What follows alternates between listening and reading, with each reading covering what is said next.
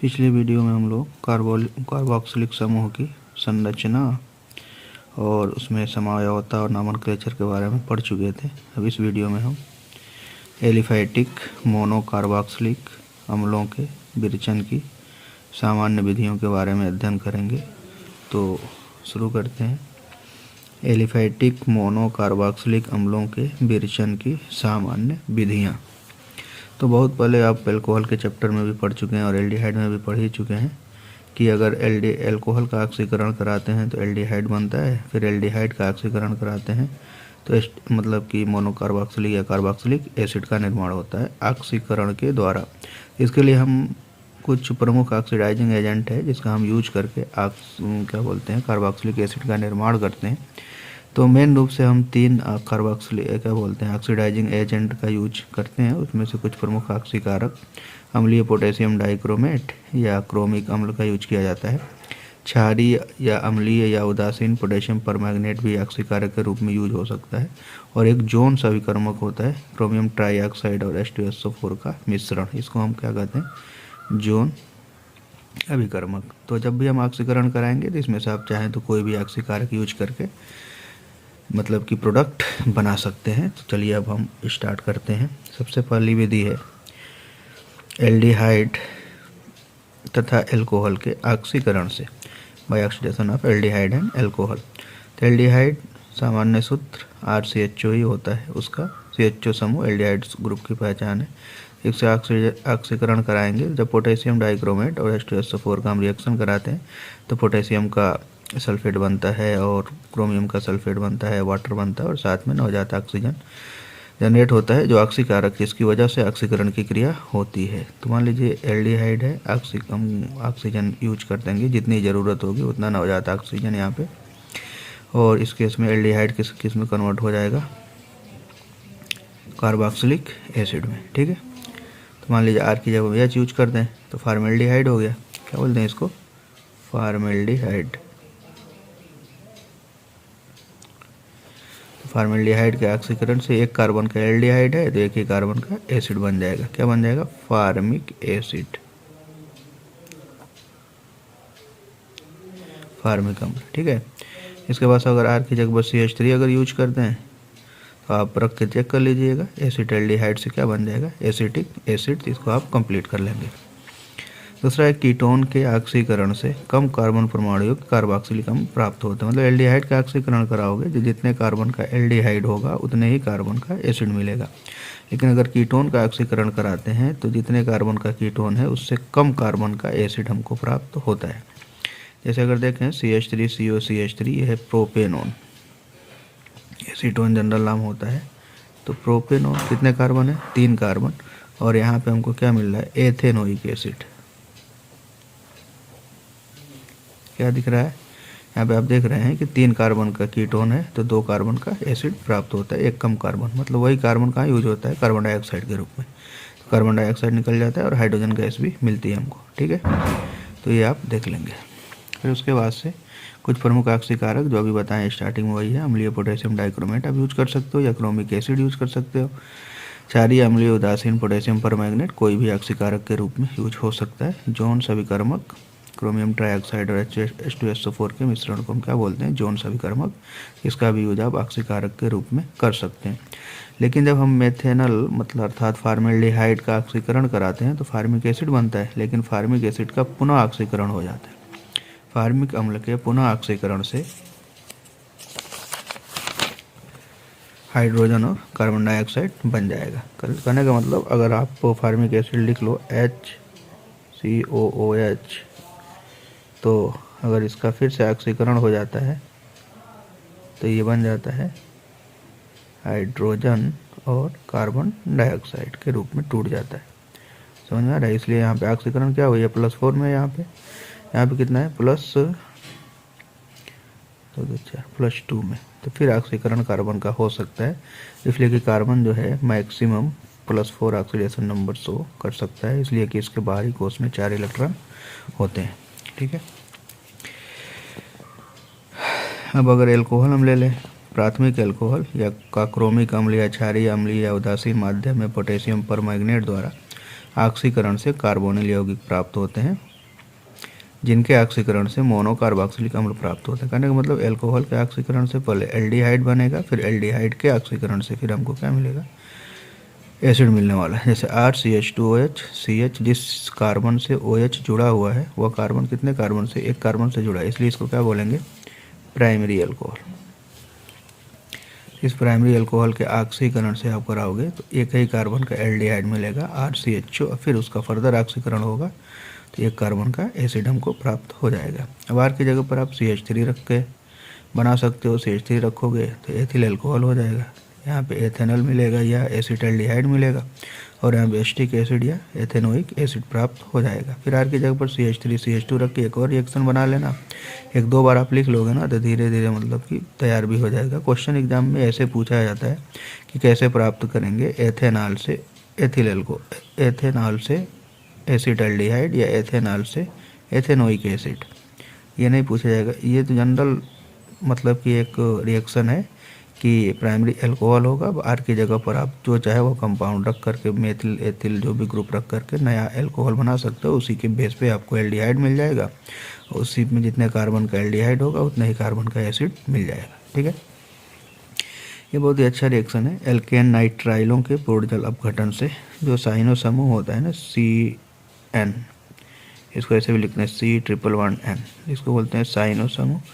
IUPAC में बोला जाता है नाइट्राइल ग्रुप, नाइट्राइल IUPAC नाम ही होता है इसका, एल्केन नाइट्राइल। ठीक है, एल्केन नाइट्राइलों के पूर्ण जल अपघटन से, मान लीजिए RCN है तो CN समूह लगा हुआ है, इसी को हम क्या कहते हैं, एल्केन नाइट्राइल। इसका जब आप जल अपघटन कराओगे वाटर से एडिशन तो होगा कुछ नहीं। अगर इन दोनों की बात करें हम तो यहाँ पे होता क्या है, ये नाइट्रोजन है और ये कार्बन है, तो दोनों में जो होता है कार्बन की इलेक्ट्रोनिगेटिविटी नाइट्रोजन से कम होती है, तो इस पर पार्शियल निगेटिव चार्ज आता है और इस पर पार्शियल पॉजिटिव चार्ज आ जाता है।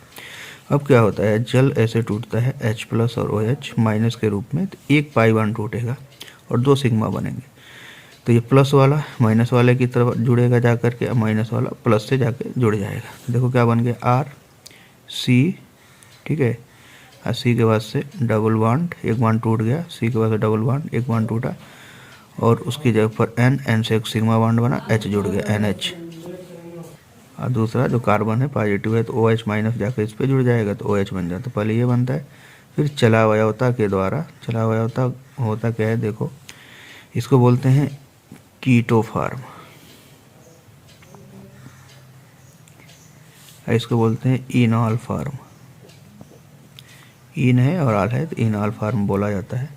तो चलावयवता आप पढ़े होंगे, उसमें होता क्या है ना, अब क्या होगा यहाँ पे जो ये बॉन्ड है H का, OH जनरल हम लिख के ही देख लेते हैं, यहाँ पे इधर समझ लेते हैं, ये हो गया R, फिर C, अब फिर ये ऐसे करके O है, इसको हम ऐसे भी लिख सकते हैं OH, ये डबल बॉन्ड है N और ये H।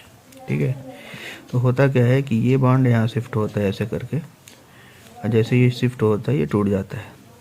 तो ये जो शिफ्ट हुआ है तो इससे हमारा ये क्या है, H जो है H+ के रूप में निकला हुआ है, तो यही H+ आ करके इस नाइट्रोजन से जुड़ जाता है। तो क्या बन गया, RC double bond O, one टूट चुका है, N, एक H पहले से था, एक और आ गया HH2, एमाइड बन जाता है। ठीक है, इसी को हम डायरेक्ट यहाँ पे लिखे हुए हैं तो आप देख लें इसको, RC double bond O NH OH चलावयवता के द्वारा कन्वर्ट किस में हो जाता है, कीटोफार्म में, RC double bond O NH2, और फिर वाटर निकलता है H2O। एक बार और वाटर का मतलब कि क्या बोलते हैं, निकलता नहीं है बल्कि वाटर का आप फिर से एक बार और एडिशन करा देते हो, तो होता क्या है ना कि एक हाइड्रोजन जो है ये नाइट्रोजन से जुड़ करके अमोनिया बाहर निकाल देता है और यहाँ पे OH आ जाता है, RC डबल बॉन्ड O, और NH2 की जब कौन आ गया, OH, और एक हाइड्रोजन बचा, वो हाइड्रोजन इस NH2 से मिलकर क्या बना लेता है, अमोनिया। इसलिए कहते हैं कि साइनाइड जो होता है इस ग्रुप के पूर्ण जल अपघटन से हमको एसिड प्राप्त होता है। आंशिक जल अपघटन कराओगे तो ये क्या है, एमाइड प्राप्त होता है। ठीक है, अथवा इस रिएक्शन को आप डायरेक्ट लिख सकते हो, देखो यहाँ पे दो H2O एक बार यहाँ यूज हुआ है, एक बार यहाँ पे यूज हुआ है। अगर दोनों रिएक्शन को हम ऐड कर दें तो ये कैंसिल हो जाएगा, तो ये बचेगा 2H2O होगा और ये बनेगा अमोनिया बनेगा। अब डायरेक्ट इसको ऐसे लिख सकते हो RC111N plus 2H2O dilute HCl अम्लीय जल अपघटित। तो इसी रूप में होता है, ये अम्लीय या क्षारीय जल ही, मतलब कि अम्लीय या क्षारीय जल ही H प्लस और OH माइनस के रूप में टूटता है। ठीक है, इसलिए हम डाइल्यूट HCl यहाँ पे लिखे हुए हैं। तो यहाँ पे देखो 2 मॉलिक्यूल H2O का, ये साइनाइड है, तो क्या बन जाएगा एसिड और अमोनिया। ठीक है, फिर उसके बाद से अगर R की जगह पर आप H रख दोगे तो HCN मेथेन नाइट्राइल बोला जाता है, या हाइड्रोजन साइनाइड के पूर्ण जल अपघटन से एक कार्बन है, तो एक कार्बन का एसिड हमको क्या मिल जाएगा, फार्मिक एसिड प्लस अमोनिया। अगर R की जगह CH3 रख दो, CH3CN, इसका जल अपघटन करा दो, CH3COOH प्लस NH3, तो मेथेन से एक कार्बन है तो मेथेन नाइट्राइल, 2 कार्बन है तो एथेन नाइट्राइल, एथेन नाइट्राइल से एथेनोइक एसिड मिल जाएगा। क्लियर, उम्मीद करते हैं समझ में बिल्कुल आ गया होगा। अब देखें आप, ये कार्बोक्सिलिक अम्ल व्युत्पन्नों के जल अपघटन से कार्बोक्सिलिक एसिड के व्युत्पन्न क्या होते हैं। जैसे मान लो हमारा ये है RC≡OH, इसको कहते हैं कार्बोक्सिलिक एसिड। इसकी जगह पर कोई दूसरा ग्रुप जुड़ जाए तो उसी को हम क्या बोलते हैं, कार्बोक्सिलिक अम्ल के व्युत्पन्न। तो हम यहाँ पे क्या रखते हैं, Z, RC≡Z, OH की जब क्या रख दिया Z, तो ये कहलाएगा कार्बोक्सिलिक अम्ल का व्युत्पन्न। इसका जल अपघटन आप कराओगे तो फिर एसिड बन जाएगा प्लस Z और H। अब Z में क्या क्या हो सकता है, Cl होगा तो एसिड क्लोराइड कहलाएगा, OCOR होगा तो एस्टर हो जाएगा, NH2 हो गया, नहीं OCOR होगा तो एनहाइड्राइड हो जाएगा ये। ठीक है, अगर NH2 होगा तो एमाइड होगा, OR होगा तो एस्टर होगा। ठीक है, तो क्या पता चला जाए, एसिड क्लोराइड का जल अपघटन करा के आप बना सकते हो एसिड, एनहाइड्राइड का जल अपघटन करा के बना सकते हो, या एमाइड का जल अपघटन करा के बना सकते हो, या एस्टर का जल अपघटन करा के बना सकते हो। जैसे हम यहाँ पे यूज कर दें, डायरेक्ट ले रहे हैं CH3C≡Cl, एसिटिल क्लोराइड बोला जाता है, या UPSC बोलते हैं एथेनोइल क्लोराइड, एसिटिल क्लोराइड, इसी को एसिड क्लोराइड भी बोला जाता है। तो देखिए क्या हो गया, कुछ करना नहीं है, बस ये निकाल दो ऐसे करके, ये Cl और ये H बाहर हो गया, क्या बन गया, CH3COOH प्लस HCl। ठीक है, फिर अगले में एसिड एनहाइड्राइड, CH3COOC≡CH3, इसको आप बनाना सीख चुके हैं, जानते भी हैं, CH3C≡O और CH3, इसी को कहते हैं एसिटिक एनहाइड्राइड। ठीक है, CH3CO। ठीक है, एसिटिक एनहाइड्राइड कहलाता है, या एसिड एनहाइड्राइड, मतलब कि एथेनोइक एनहाइड्राइड भी UPSC नाम बोलते हैं। इसमें क्या होता है, इसका जब जल अपघटन कराओगे तो कहीं से भी तोड़ोगे, मान लो हम यहाँ से तोड़ दें तो जिधर ये मतलब ये ऑक्सीजन जाए उधर H जोड़ दो, इधर OH जोड़ दो, तो क्या बन गया, CH3COOH, या इधर भी CH3COOH, तो 2 मॉलिक्यूल एसिटिक एसिड का हमको प्राप्त हो जाएगा। अगर एस्टर यूज कर दो, CH3COC2H5, तो एस्टर का जल अपघटन तो पढ़ ही चुके हो बहुत कई बार। क्या करेंगे, एक एल्कोहल बन जाएगा और एक एसिड बन जाएगा। पढ़े हो ना कि एल्कोहल और एसिड जब अभिक्रिया करते हैं तो एस्टर और जल का निर्माण होता है, और इस अभिक्रिया को एस्टरीकरण कहते हैं। अगर मेथिल फार्मेट यूज कर लें, ये भी एस्टर है, तो आपका एक ये एसिड बनेगा और एक एल्कोहल बन जाएगा, ये फार्मिक एसिड और ये मेथेनॉल। ठीक है, अगर एसिड एमाइड यूज करते हो तो इसके लिए आपको क्या करना पड़ेगा, जल लेना पड़ेगा साथ में, देख लेना इसको, जल को HCl के साथ, यही H प्लस और OH माइनस के रूप में टूटेगा। ठीक है, तो ये H प्लस जो है ना, इसका OH माइनस जाके यहाँ पे H जा करके यहाँ पे जुड़ जाता है COOH, और फिर जा करके क्या बच जाएगा, CH3CO, ये 2 O नहीं रहेगा यहाँ पे। ठीक है, एमाइड का ये फार्मूला होगा CH3C≡O और NH2, एसिड एमाइड कहलाता है। तो होगा क्या, H प्लस और OH माइनस, H प्लस और OH माइनस की वजह से ये H प्लस है, OH माइनस टूटेगा, अम्लीय होगा, तो ये OH जो है इस कार्बन पे जाकर अटैक करेगा, और ये जो H है यहाँ जुड़ेगा और ये बॉन्ड टूट जाएगा, तो अमोनिया प्लस HCl मिलकर क्या बना लेंगे, अमोनियम क्लोराइड, और ये एसिड बन जाएगा। ठीक है, फार्मेमाइड जो होता है, फार्मेमाइड अगर हम ऐसे लिख दें HC=NH2 तो ये अस्थायी होता है, इसलिए इससे फार्मिक एसिड नहीं बनाया जा सकता। क्लियर। अगला है 111 ट्राई हैलो एल्केनों के जल अपघटन से। इनका क्षारीय जल अपघटन कराने पर कार्बोक्सिलिक अम्ल प्राप्त होते हैं। जैसे कोई भी मतलब कि हैलाइड है, alkyl halide, try alkyl halide, एक ही कार्बन से तीनों Cl समूह अगर जुड़े हुए हों तो होगा क्या कि जब इसका जल अपघटन पड़े हो ना कि एल्किल हैलाइड जलीय KOH से अभिक्रिया करके एल्कोहल बनाते हैं प्रतिस्थापन अभिक्रिया के द्वारा, तो होगा क्या, ये Cl है, ये Cl है, ये Cl है, तीनों रिप्लेस हो जाएगा OH से, तो RCOH OH OH और यहाँ पे निकल जाएगा -3KCl। अब होता है एक कार्बन पर तीन तीन OH ग्रुप नहीं रह सकते, तो जल यहाँ से टूट कर निकल जाता है विघटित होकर ऐसे करके। यह अस्थायी कंपाउंड है, एक कार्बन तीन OH को कभी भी बर्दाश्त नहीं करता है, तो इसलिए निकलेगा। यहाँ क्या बन जाएगा C=O। एक कार्बन पर जब भी दो OH होंगे तभी वाटर के रूप में निकल जाएंगे, तो C=O OH, तो R(C=OH प्लस H2O। R की जगह पर आप H भी रख कर एक रिएक्शन लिख लीजिएगा, एक बार R की जगह पर CH3 रख कर लिख लेंगे। ठीक है।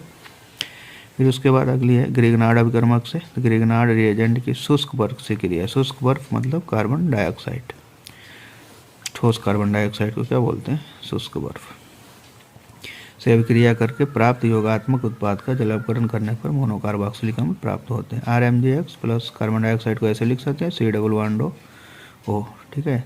अब क्या हो, ये पार्शियल पॉजिटिव है, किसी एक को मान लेते हैं, इसको क्या मान लें, पार्शियल निगेटिव मान लें।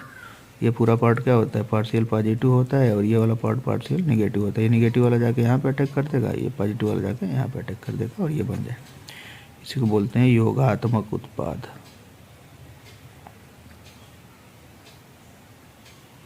ठीक है।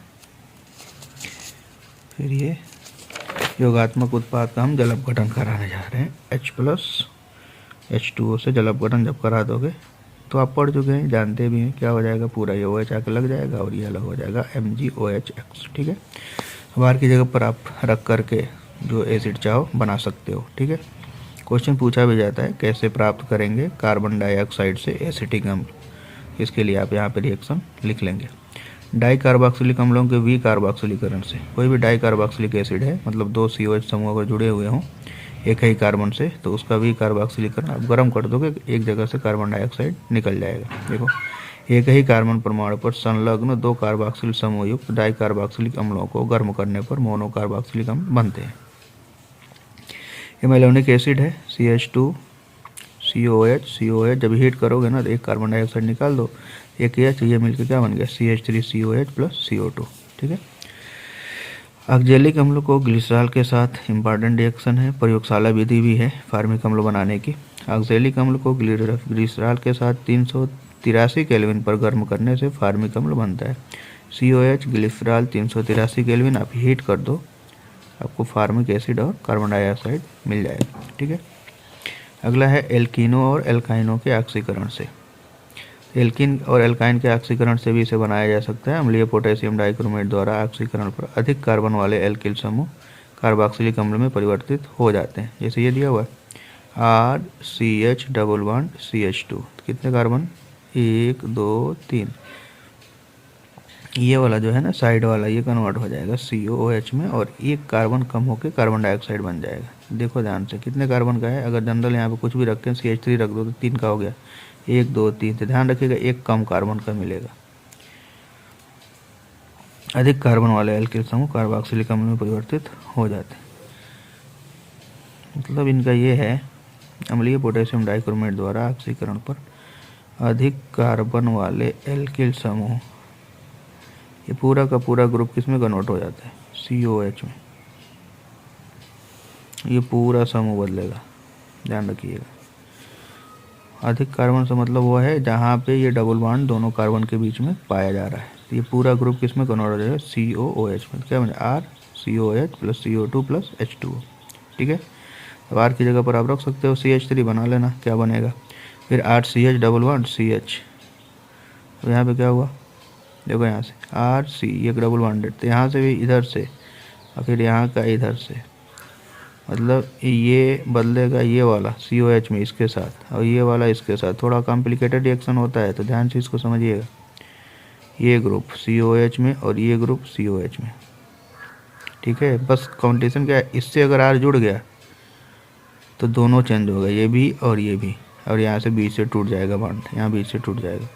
तो बीच से टूट गया RCOOH, इधर से भी RCOOH, क्या बन गया 2RCOOH। R की जगह पर CH3 रख के बना लेंगे क्या बन रहा है RC111CR'। देखो यहाँ पे फिर आया ना, जब ऐसा दोनों तरफ R जुड़ गए RCOOH R'COOH RCOH, ठीक है। R की जगह पर CH3 रख के आप बना सकते हैं। क्लियर। अगली हेडिंग है कोच अभिक्रिया। ये भी इंपॉर्टेंट ही रिएक्शन माना जाता है, लेकिन वैसे एग्जाम में बहुत कम पूछा जाता है। जब एल्कीनों को कार्बन मोनोऑक्साइड तथा जल वाष्प के साथ उच्च दाब 500 ATM तथा 573 से 673 पर फास्फोरिक अम्ल की उपस्थिति में गर्म करते हैं तो एल्केनोइक अम्ल बनते हैं। यह अभिक्रिया कोच अभिक्रिया कहलाती है। केवल कोच है, काटरमाइन नहीं है, बल्कि सिर्फ कोच है। तो कोच जब होगा तो ध्यान रखिएगा क्या लेना है, कार्बन मोनोऑक्साइड और जल वाष्प का मिश्रण। और एल्कीन ले लो, मतलब एथिलीन है, गर्म किए 1 2 3 कार्बन का, ये भी आगे जुड़ेगा 1 2 3, 2 का एल्कीन है, 1 कार्बन मोनोऑक्साइड है, तो कुल मिलाकर सब आपस में ऐड हो जाएंगे। क्या बन जाएगा CH3 CH2 COOH। अगर ये ले लोगे CH3 CH11 CH2 RCH2 CH2 COOH RCH। ये देखो थोड़ा सा इसमें ये आइसोमराइजेशन हो गया इसका, आइसोब्यूटेरिक अम्ल। तो ये रिएक्शन को आप याद ही कर लेंगे। कैसे प्राप्त करेंगे प्रोपीन से आइसोब्यूटेरिक अम्ल। अगर पूछेगा, देखो 3 कार्बन है तो 4 कार्बन के एसिड है, लेकिन किस रूप में मिला हुआ है हमको, आइसो के रूप में, आइसो के फॉर्म में मिला हुआ है। तो अगर आप ये डायरेक्ट याद कर लें तो कहीं बहुत काम दे सकता है, वरना जनरल मेथड तो आप बहुत पढ़ चुके हैं एसिड बनाने का, ठीक है। फिर अगला कोई भी एल्केन है ना, एल्केन से भी आप एसिड बना सकते हो। जितने कार्बन का एल्केन है उतने ही कार्बन का एसिड आपको मिल जाएगा। बस कंडीशन है, उत्प्रेरक क्या होगा, मैग्नीज एसीटेट की उपस्थिति में वायु के ऑक्सीजन के साथ एल्केन का ऑक्सीकरण कराने पर एसिड बन जाता है। तो ये भी रिएक्शन आप देख लेंगे। और लगभग एलिफैटिक एसिड बनाने की विधि कंप्लीट हो चुकी, तो इसको आप अच्छे से देख के पढ़ लेंगे जो इंपॉर्टेंट रिएक्शन है। वैसे मैक्सिमम रिएक्शन आप पिछले चैप्टर में पढ़ भी चुके हैं। तो R की जगह पर जहाँ भी R लिखा हुआ है वहाँ पे आप CH3 रख करके एक एक रिएक्शन जरूर ऐड कर लेंगे, जिससे आपके रिएक्शन लिखने की वजह से याद भी हो जाएगा और आगे तैयारी में काफ़ी मदद मिलेगी। Thank you.